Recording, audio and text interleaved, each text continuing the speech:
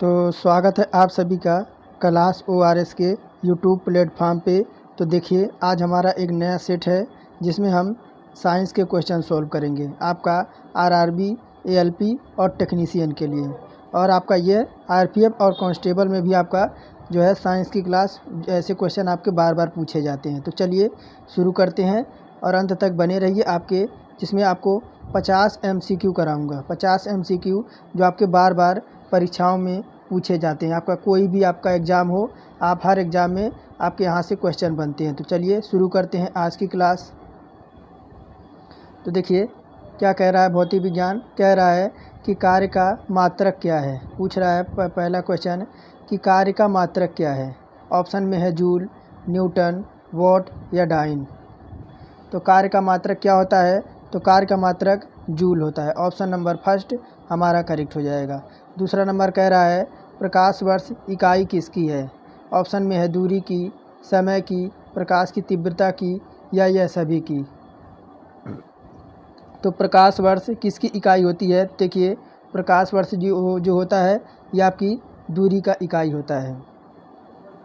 तीसरा नंबर कह रहा है कि खाद्य ऊर्जा को हम किस इकाई में माप सकते हैं। तो खाद्य ऊर्जा को हम किस इकाई में माप सकते हैं। तो देखिए खाद्य ऊर्जा को जो है हम कैलोरी में, किसमें, तो खाद्य ऊर्जा को हम कैलोरी में मापते हैं। ऑप्शन नंबर सी आपका 3 का करेक्ट हो जाएगा। आगे बढ़ते हैं चौथा नंबर। देखिए क्या कह रहा है चौथा नंबर, डेसिबल किसे मापने के लिए प्रयोग में लाया जाता है। ऑप्शन है रक्त में हीमोग्लोबिन के लिए, वातावरण में ध्वनि के लिए, पेशाब में शक्कर जांच करने के लिए या वायु में जल वाष्प के लिए। तो डेसिबल किसका माप में प्रयोग लाया जाता है। तो देखिए डेसिबल से जो है आपका वातावरण में ध्वनि की आपकी तीव्रता मापने के लिए किया जाता है।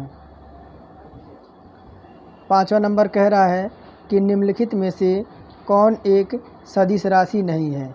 निम्नलिखित में से कौन सी एक सदिश राशि नहीं है। ऑप्शन में है संवेग, वेग, कोणीय वेग या द्रव्यमान। तो निम्नलिखित में से कौन सा एक सदिश राशि नहीं है। तो ऑप्शन नंबर डी हो जाएगा द्रव्यमान। द्रव्यमान जो है आपका यह सदिश राशि नहीं है। छठवां नंबर कह रहा है देखिए कि निम्न में से कौन सी सदिश राशि है। इस बार क्या पूछ रहा है आपसे, सदिश राशि पूछ रहा है। तो देखिए सदिश राशि आपकी कौन सी है, तो आपकी वेग। सातवां नंबर कह रहा है शून्य में स्वतंत्र रूप से गिरने वाली वस्तु की क्या होती है। तो गति समान होती है, वेग समान होता है, त्वरण समान होता है या बल समान होता है। तो शून्य में स्वतंत्र रूप से गिरने वाली वस्तु की क्या होती है।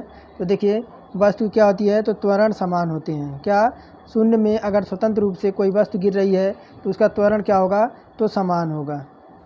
आठवां नंबर देखिए कह रहा है कि एक समान वृत्तीय गति में, ऑप्शन कह रहा है कि चाल और वेग दोनों अचर रहते हैं, बी कह रहा है चाल और वेग दोनों चर रहते हैं, सी कह रहा है चाल चर और वेग आपका अचर रहता है, और डी कह रहा है चाल अचर और वेग आपका चर रहता है। तो कौन सा होता है, तो एक समान वृत्तीय गति में क्या होता है, तो देखिए चाल आपका अचर होता है और वेग आपका चर रहता है। ऑप्शन नंबर 8वें का डी करेक्ट हो जाएगा। देखिए 9वां नंबर कह रहा है रॉकेट का ऊपर जाना किस सिद्धांत पर कार्य करता है। ऑप्शन है ऊर्जा का संरक्षण, संवेग का संरक्षण, द्रव्यमान का संरक्षण या बर्नौली का परिमेय। तो रॉकेट का ऊपर जाना किस सिद्धांत पर काम करता है। तो देखिए रॉकेट का ऊपर जाना यह जो आपका है किस पे, तो आपके बर्नौली के परिमेय सिद्धांत पर काम करता है। किसके, तो बर्नौली के परिमेय के सिद्धांत पर काम करता है। 10 नंबर देखिए क्या कह रहा है कि वस्तु की मात्रा बदलने पर अपरिवर्तित आपका रहता है। तो वस्तु की मात्रा अगर बदल दें तो क्या आपका अपरिवर्तित रहता है। तो ऑप्शन में दे रखा है आयतन है, भार है, द्रव्यमान है या घनत्व है। तो वस्तु की मात्रा अगर बदल दें तो क्या आपका अपरिवर्तित रहता है। तो देखिए ये जो आपका रहता है क्या, 1 मिनट 9वां का जो आपका हो जाएगा संवेग संरक्षण। 1 मिनट थोड़ा सा ध्यान देखिए। रॉकेट का ऊपर जाना किस सिद्धांत पर आपका कार्य करता है। तो देखिए ये आपका किसका, बर्नौली नहीं होगा। यह जो होगा आपका 1 मिनट, यह बर्नौली नहीं होगा। 1 मिनट ये आपका किसका बर्नौली नहीं होगा, ये होगा आपका संवेग संरक्षण पर। किसके? तो रॉकेट के ऊपर जाना किस सिद्धांत पर काम करता है? तो संवेग संरक्षण पे। थोड़ा सा मिस्टेक हो गया था, तो ऑप्शन नंबर बी होगा। देखिए फिर कह रहा है वस्तु की मात्रा, अगर मात्रा बदल दें तो आपका क्या अपरिवर्तित रहता है? तो देखिए इसका ऑप्शन नंबर डी होगा, आपका घनत्व। आगे देखिए ऑप्शन नंबर 11 कि जल में तैरना न्यूटन की गति के किस नियम के कारण संभव है? तो जल में तैरने, जब हम तैरते हैं तो न्यूटन की गति के किस नियम का यह कारण आपका संभव हो पाता है? तो देखिए यह जो संभव होता है आपका तृतीय नियम के अनुसार। किसके? तो तृतीय नियम के अनुसार।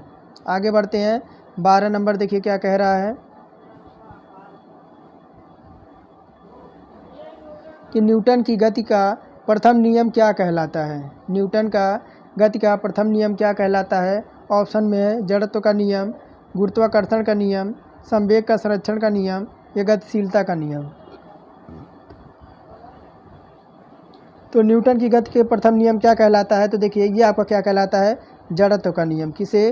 तो जड़त्व का नियम आपको कहलाता है।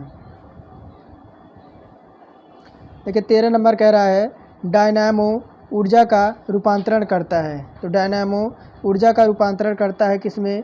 तो देखिए आपके यांत्रिक ऊर्जा को, आपके एक मिनट, यांत्रिक ऊर्जा को विद्युत ऊर्जा में। किसमें? तो डायनामो जो है ऊर्जा को किसमें आपका रूपांतरित करता है? तो यांत्रिक ऊर्जा को विद्युत ऊर्जा में। 13 का भी करेक्ट हो जाएगा। 14 नंबर कह रहा है माइक्रोफोन ऊर्जा का रूपांतरण करता है, यानी जो माइक्रोफोन होता है वह ऊर्जा का रूपांतरण किस रूप में करता है? तो देखिए यह करता है आपका किसमें? तो विद्युत ऊर्जा का ध्वनि ऊर्जा में। किसमें? तो विद्युत ऊर्जा का ध्वनि ऊर्जा में। 15 नंबर देखिए क्या कह रहा है सौर सेल बनाए जाते हैं।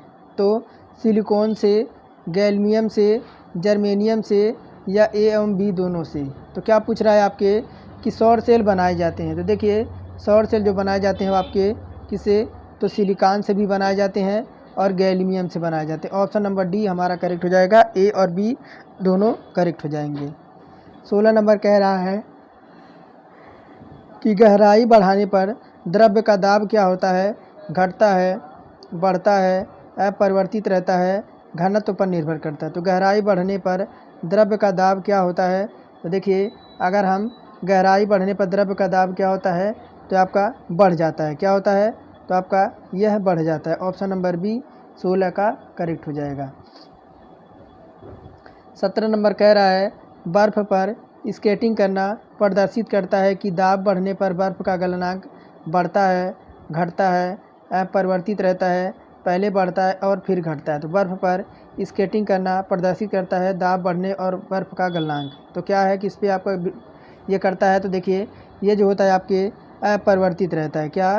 तो यह जो आपका है अपरिवर्तित रहता है। 18 क्या होता है? तो 1 मिनट, यह जो आपका है घटता है। 1 मिनट सॉरी, आपका ऑप्शन नंबर बी 17 हो जाएगा। क्या होगा?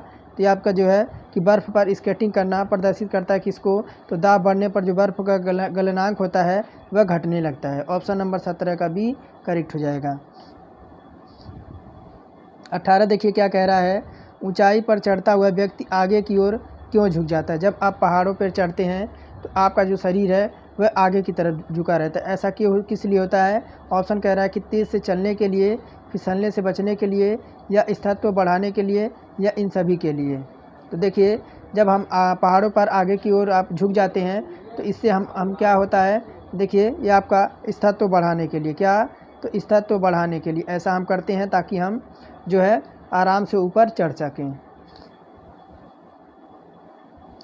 19 नंबर कह रहा है एक गिलास में पानी पर बर्फ़ तैर रही है। जब बर्फ़ पूर्णतः पिघल जाए तो पानी का तल क्या होगा? बढ़ेगा, घटेगा, अपरिवर्तित रहेगा, पहले बढ़ेगा, बाद में घटेगा। तो जब आप देखेंगे कि एक गिलास में पानी के जब आपके टुकड़े यानी बर्फ़ तैर रही हैं तो आपके जो बर्फ़ है वह पिघल जाएगा तो पानी का तल क्या होगा? तो पानी का तल जो होगा वह आपका अपरिवर्तित रहेगा। ऑप्शन नंबर सी हमारा 19 का करेक्ट हो जाएगा। 20 नंबर देखिए क्या कह रहा है एक प्रकाश वर्ष बराबर होता है। तो देखिए 20 का आपका कह रहा है कि एक प्रकाश वर्ष बराबर होता है। तो आपका पहला ही ऑप्शन करेक्ट हो जाएगा। कितना? तो पहला ही हो जाएगा आपका 9.46 इंटू 10 टू आपका 15 मीटर। कितना? तो आपका 10 की पावर आपके 15 मीटर। 21 नंबर देखिए क्या कह रहा है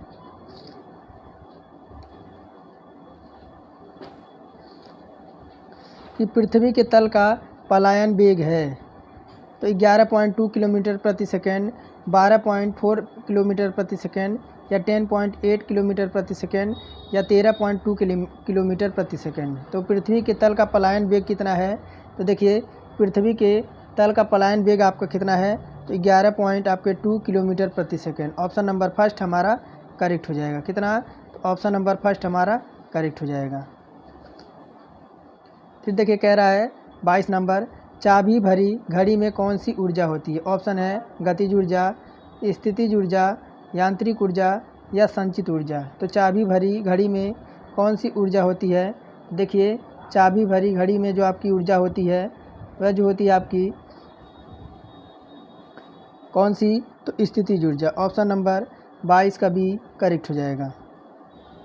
कह रहा है 23 नंबर, झूला झूलती हुई कोई लड़की अगर खड़ी हो जाए तो दोलन का आवर्तकाल क्या होगा? कम हो जाएगा, बढ़ जाएगा, अपरिवर्तित रहेगा, या इनमें से कोई नहीं। अगर कोई लड़की झूला झूलती हुई अगर झूले पर खड़ी हो जाती है तो उसका जो दोलन का आवर्तकाल होगा उस पर क्या फ़र्क पड़ेगा? तो देखिए वह क्या है?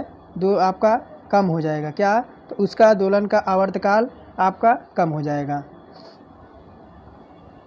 24 नंबर कह रहा है पानी का घनत्व अधिकतम होता है तो किस पे? 0 डिग्री सेंटीग्रेड पर, 2.0 सेंटीग्रेड पे, 4.4 डिग्री सेंटीग्रेड पे, या 5 डिग्री सेंटीग्रेड पे। तो पानी का घनत्व अधिकतम किस में होता है? तो देखिए 24 का हो जाएगा option number C, 4 degree centigrade पे। 25 नंबर कह रहा है वर्षा की बूंदें गोलाकार क्यों होती है? ऑप्शन दे रहा है सतही तनाव के कारण, वर्षा जल के संयता के कारण, वायु के वातावरणीय घर्षण के कारण, या उपरोक्त सभी। तो वर्षा की बूंदें गोलाकार क्यों होती हैं? तो देखिए वर्षा की बूंदें क्यों गोलाकार होती हैं? तो आपके सतह के पृष्ठ तनाव के कारण। किसके? तो सतह पर पृष्ठ तनाव के कारण। 26 नंबर कह रहा है कि ध्वनि तरंगों की प्रकृति होती है। ऑप्शन में कह रहा है अनुप्रस्थ, अनुदैर्ध्य, अप्रगामी, या आपका विद्युत चुंबकीय। तो ध्वनि तरंगों की प्रकृति कैसी होती है? तो देखिए ध्वनि कैसी होती है? तो अनुदैर्ध्य होती है।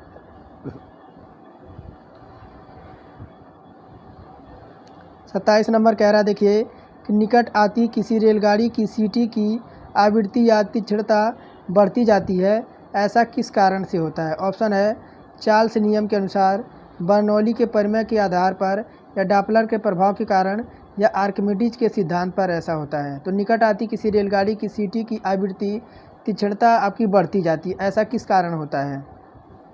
तो देखिए ऐसा किस कारण होता है? तो आपका जो है वो डॉपलर के प्रभाव के कारण। किसके? तो डॉपलर के प्रभाव के कारण ऐसा होता है। जब कोई रेलगाड़ी जो है आपकी निकट आती है और उसकी जो सीटी है उसकी आवाज़ आपकी बढ़ती जाती है, ऐसा किस कारण से होता है? तो डॉपलर के प्रभाव के कारण।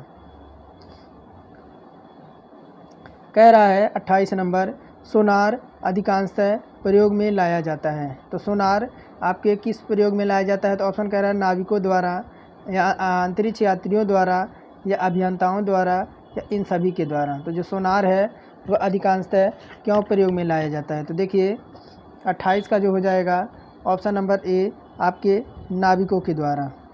किसके प्रयोग में लाया जाता है? तो आपके नाविकों के द्वारा। 29 नंबर देखिए कह रहा है कि ध्वनि तरंगे किसके कारण प्रतिध्वनि उत्पन्न करती हैं? तो ऑप्शन है अपवर्तन के कारण, विवर्तन के कारण, परावर्तन के कारण, या अनुकरण के कारण। तो ध्वनि तरंगे किसके कारण प्रतिध्वनि उत्पन्न करती हैं? तो देखिए आपके किसके? तो परावर्तन के कारण। ऑप्शन नंबर 29 का सी करेक्ट हो जाएगा। 30 नंबर देखिए कह रहा है कि रेडियो का समस्वरण स्टेशन उदाहरण है परावर्तन का, अपवर्तन का, अनुरणन का, या अनुनाद का। तो रेडियो का समस्वरण स्टेशन आपका उदाहरण है। देखिए 30 का हो जाएगा आपका अनुनाद का। 31 नंबर देखिए क्या कह रहा है, थोड़ा सा सही नहीं दिख रहा है। देखिए क्या कह रहा है, रडार की कार्यप्रणाली निम्न में से किस सिद्धांत पर कार्य करती है। तो रडार की जो कार्यप्रणाली है वह निम्न में से किस सिद्धांत पर कार्य करता है। तो देखिए रडार का जो है यह आपका किसके, तो रेडियो तरंगों के परावर्तन के लिए, किसके, तो रेडियो तरंगों के परावर्तन के लिए जो है वह रडार की कार्यप्रणाली आपकी आधारित होती है। 32 नंबर कह रहा है ध्वनि की चाल अधिकतम होती है ऑप्शन में वायु में, निर्वात में, जल में या ठोस में। तो ध्वनि की चाल अधिकतम किस में होती है। तो देखिए 32 का जो हो जाएगा वह आपका जो होता है ठोस में, किस में, तो ठोस में। 33 नंबर देखिए क्या कह रहा है कि वायु में ध्वनि का वेग क्या होता है।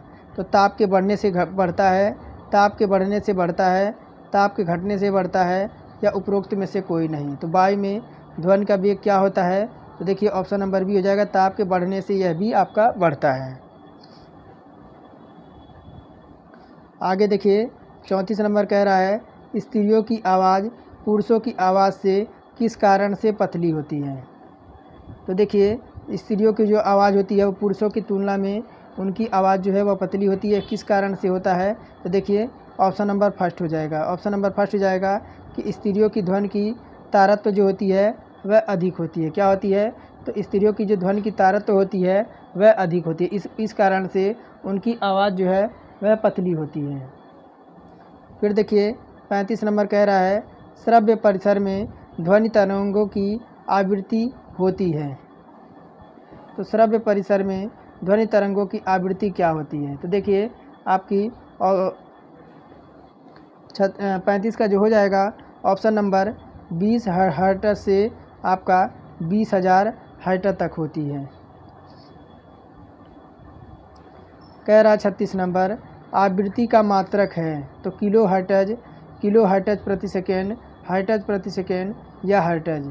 तो आवृत्ति का मात्रक क्या होता है। तो देखिए आवृत्ति का मात्रक जो होता है वह आपका हर्ट्ज होता है। आवृत्ति को जो आपका किस में मापा जाता है, तो आपके हर्ट्ज में। 37 कह रहा है वायु में ध्वनि की चाल कितनी है। तो 220 मीटर प्रति सेकेंड, 232 मीटर प्रति सेकेंड, 332 मीटर प्रति सेकेंड या 432 मीटर प्रति सेकेंड। कह रहा है वायु में ध्वनि की चाल क्या है। तो देखिए आपकी 37 की हो जाएगी ऑप्शन नंबर सी 332 मीटर प्रति सेकेंड।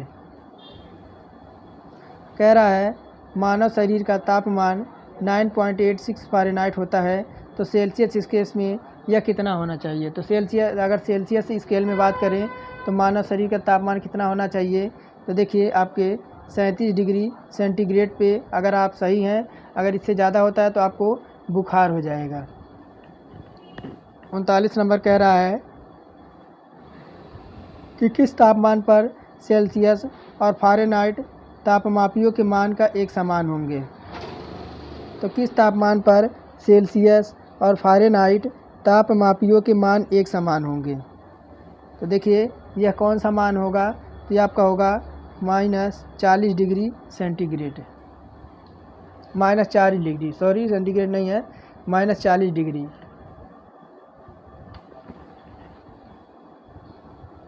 चालीस नंबर कह रहा है कि किसी वस्तु का ताप किसका सूचक है। तो कह रहा है ऑप्शन में कि उसके अणुओं की कुल ऊर्जा का, उसके अणुओं की औसत ऊर्जा का, उसके अणुओं के कुल वेग का, या डी कह रहा है उसके अणुओं की औसत गतिज ऊर्जा का। तो किसी वस्तु के ताप का किसका आपका सूचक है। तो 40 का जो हो जाएगा देखिए ऑप्शन नंबर डी उसके अणुओं के, एक मिनट, उसके अणुओं के औसत की गतिज ऊर्जा का। ऑप्शन नंबर 40 का डी हमारा करेक्ट हो जाएगा। फिर देखिए आपका 41 नंबर क्या कह रहा है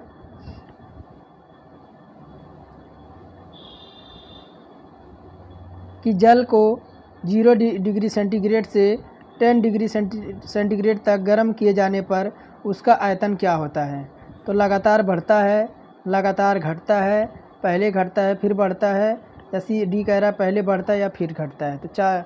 तो जल को 0 सेंटीग्रेड से 10 सेंटीग्रेड डिग्री तक अगर गर्म किए जाने पर उसका आयतन पर क्या प्रभाव पड़ेगा। तो देखिए उसके आयतन पर क्या, पहले वह घटेगा फिर उसके बाद बढ़ेगा। ऑप्शन नंबर सी 41 का सी करेक्ट हो जाएगा। देखिए क्या कह रहा है 42 नंबर, न्यूनतम संभव ताप है तो 0 डिग्री, -273 डिग्री सेंटीग्रेड या -373 डिग्री सेंटीग्रेड या यह सभी। तो न्यूनतम ताप आपका संभव कितना है। तो देखिए आपका 42 का हो जाएगा -273 डिग्री सेंटीग्रेड। देखिए 43 नंबर कह रहा है कि किसी झील की सतह का पानी जमा हुआ है तो उस झील के अर्ध स्थल पर जल का तापमान क्या होगा। ऑप्शन है 0 degree centigrade, 1 degree centigrade, 2 degree centigrade या 4 डिग्री सेंटीग्रेड। तो किसी झील की सतह की पानी अगर जमा हुआ है तो उस झील के आपके अधः स्थल में जल का तापमान पर क्या प्रभाव पड़ेगा। देखिए 43 का हो जाएगा option number D 4 degree centigrade हो जाएगा।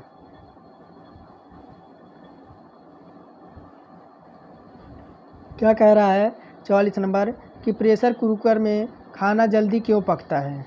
ऑप्शन कह रहा है कि क्वथनांक अधिक ताप पर होने लगता है, या क्या कह रहा है कि क्वथनांक अधिक ताप पर होने के कारण ऐसा होता है, या क्वथनांक कम ताप पर होता है, या दाब स्थिर होता है, या उपरोक्त सभी। तो प्रेशर कुकर में खाना क्यों जल्दी पक जाता है, इसका क्या कारण है।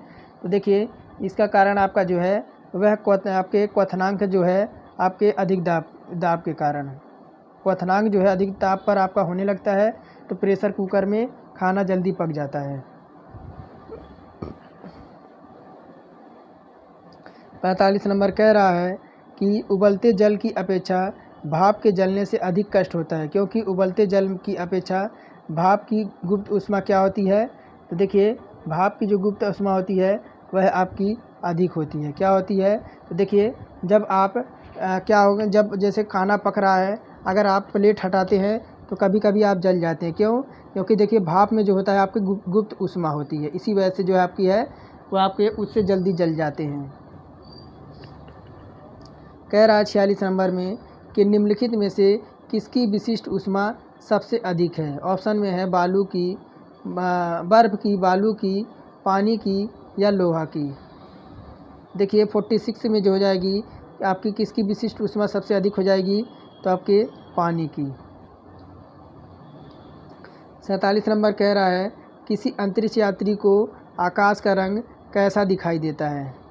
तो देखिए किसी जब यात्री आपका अंतरिक्ष में हो तो उसको जो है आपके कैसा आकाश का रंग दिखाई देगा। तो उसको जो दिखाई देगा वह आपका काला दिखाई देगा। कैसा, तो उसके जो है आपका ब्लैक दिखाई देगा। देखिए कह रहा है 48 नंबर कि थर्मस फ्लक्स में ऊर्जा का क्षय रोका जा सकता है। ऑप्शन कह रहा है संवहन से, विकिरण से, चालन से या इन सभी से। तो थर्मस फ्लक्स में ऊर्जा का क्षय रोका जा सकता है। तो देखिए कैसे रोका जा सकता है, तो आपके संवहन विधि से भी, विकिरण से भी और चालन से भी, यानी उपरोक्त आपका 48 का आपका डी करेक्ट हो जाएगा। देखिए 49 नंबर कह रहा है कि निम्नलिखित द्रव्यों में कौन सा ऊष्मा का बहुत अच्छी चालक है। तो कह रहा है कि पारा है, पानी है, ईथर है या बेंजीन है। तो द्रव्यों में कौन सा ऊष्मा का बहुत अच्छा चालक है। तो देखिए आपका ऊष्मा का सबसे अच्छा चालक कौन सा है, तो पारा है।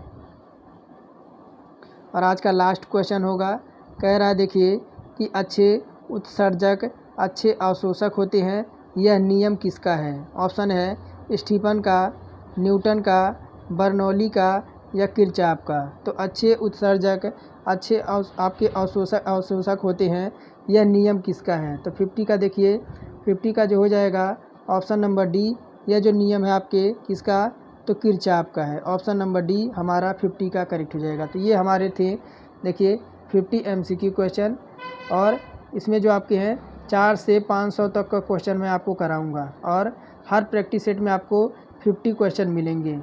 तो चलिए आज की टेस्ट यहीं समाप्त करते हैं। अगर अंत तक वीडियो देखे हैं तो कमेंट में बताइए कि आपको क्लास कैसी लगी, और चैनल पे नए हैं तो चैनल को सब्सक्राइब जरूर कर लीजिएगा, और हमें सपोर्ट करने के लिए एक लाइक ज़रूर कर दीजिएगा। तो चलिए आज का सेवा यहीं तक समाप्त है।